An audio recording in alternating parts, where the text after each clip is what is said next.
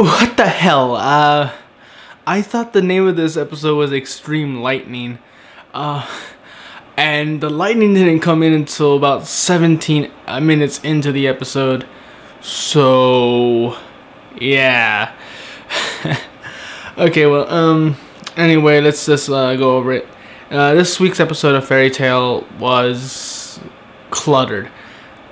It just starts off with Gajeel versus Rogue, you know, him beating him. As it should. That's where it left off last time. As they're fighting the Shadow World, that's what I assume they're going to when they go into the walls and stuff like that.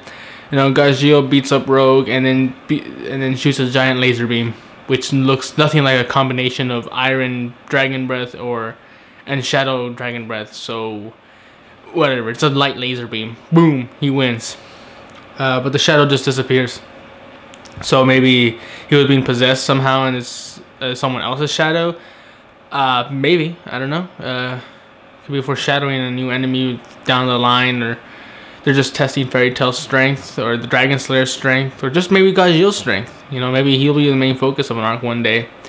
But anyway, then it does a lot of weird things. It goes to Urza versus Minerva, and it's just Minerva throwing Urza, and that's it. It's just that scene, just boom, boom, boom. Oh my God, the Urza's in danger. Next scene, like, okay, thank you for that. And then it goes to Natsu, Loki, Panther Lily, everyone fighting a bunch of random guards, and I could have sworn that for some reason the animation was taken a step higher during this scene, which I found kind of weird. I mean, they're just fighting random soldiers, so what's the big deal? Why is the animation a little bit better for the fight scenes here? But then the executioners come back, which I don't remember if they did that in the manga, because I could have sworn it was done and over with. And if it wasn't in the manga, that means the anime is trying to push this, like, they're dedicated soldiers, or, you know, they're more important to the story than they were in the manga. And that's usually fine, but I felt like we got everything that we needed from the executioners. I don't think we needed them back. Even Natsu was like, well, God, why are you guys still here? Leave us alone. And I'm like, yes, we're done with you, executioners. Go home. You did your part. But I think this scene, it was just to give us a reason why Arcadios is not with them. He went out to put on this armor, the armor he wore in the vision.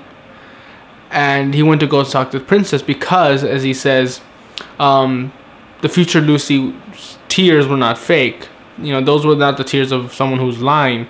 So who is the one lying about using the Eclipse Project to take down the dragons? And most likely, I mean, it's the princess.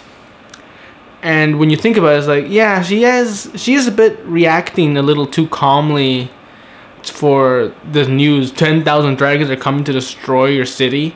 He was like, well, alright, then I'll come up with the plan. We'll use the Eclipse Project, boom, boom, boom, boom. It's like, wait, yeah, she does seem a bit too calm. I mean, is she lying? If she is, for what reason could she be lying? Does she not care about her subjects or city, or is there some underlying hidden motive, like destroy all the mages? Probably not. I don't know. It'd be interesting to see. But then we just go another scene of Gray versus Leon. And there's no really development in their fight. It's just more of Leon, you know, fighting Gray, but at the same time thinking about Juvia and telling Charity, don't attack Juvia, but still take care of her. It's like, then I can't do anything. So it's just another joke.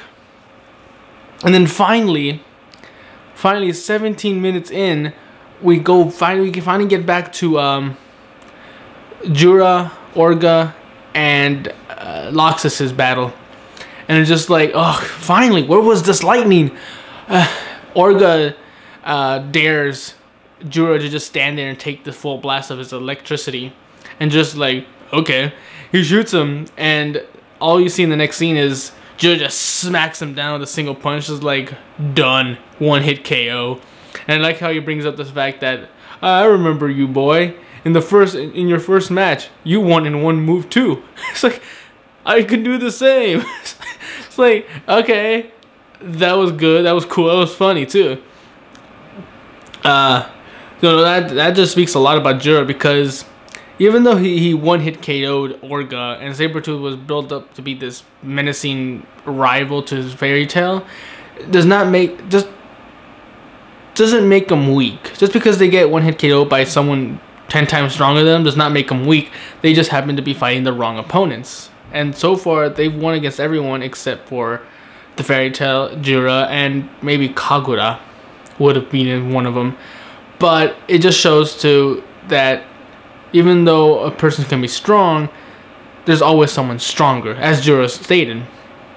During the match, I'm interested that they brought up the 4 gods of Ishial. That means among the 10 Wizard Saints, there are 4 of them that are above even most Wizard Saints. So powerful that they go beyond understanding their power, I'm assuming, because many people consider them not even human.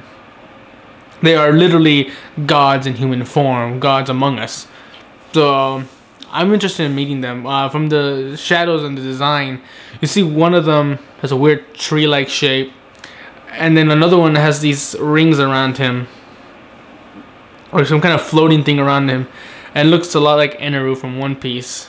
And yeah, kind of weird. I'm actually more interested in seeing the guy with the ring around him. Yeah, even though it kind of looks a lot like Eneru from One Piece, it still looks like a cool design. I always love that design. Anything floating behind someone is just such a cool idea. And then Laxus gets KO'd in one hit, but he gets up and uppercuts Jura, and that's where the episode ends.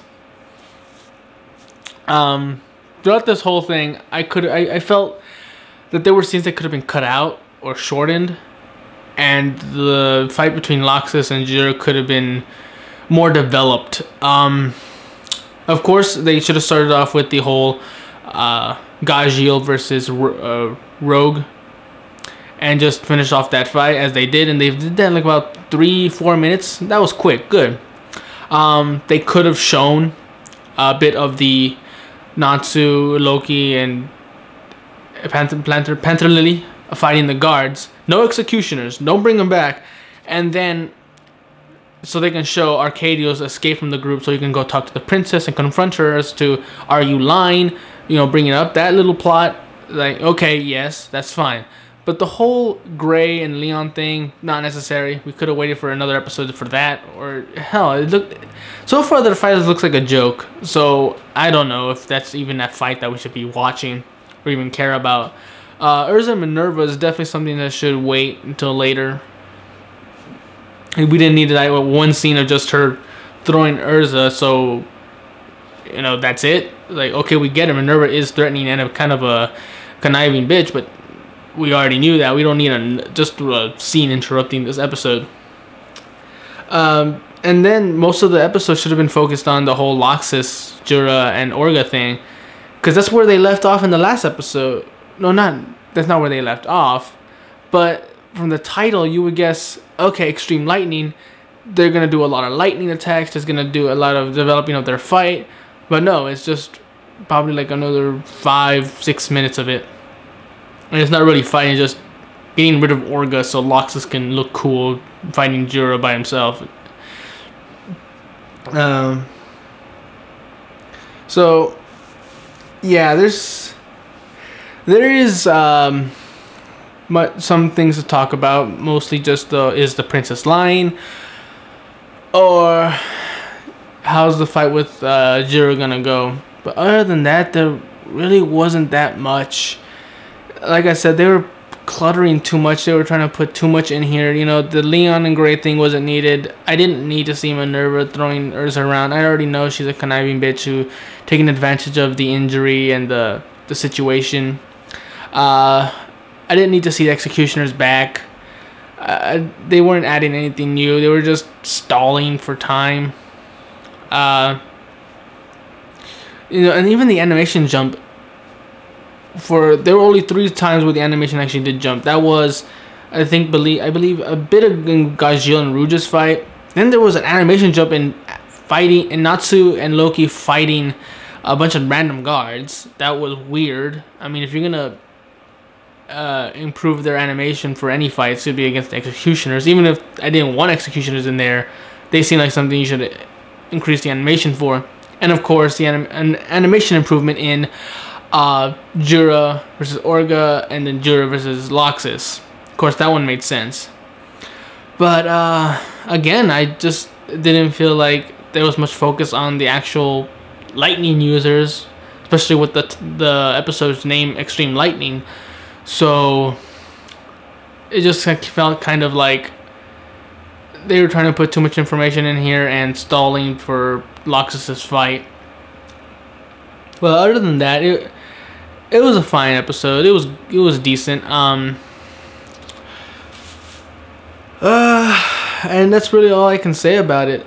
What did you guys think? Do you think they wasted too much time with fights and just returning the executioners, or did you like all this little stuff in between, and then Laxus, or you don't care about Laxus's fight because you kind of already know where it's going?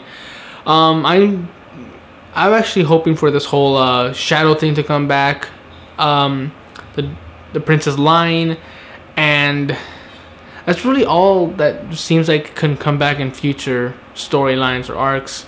So this has been Tony Dragon, and this has been my review of Fairy Tail Season 2, Episode 13.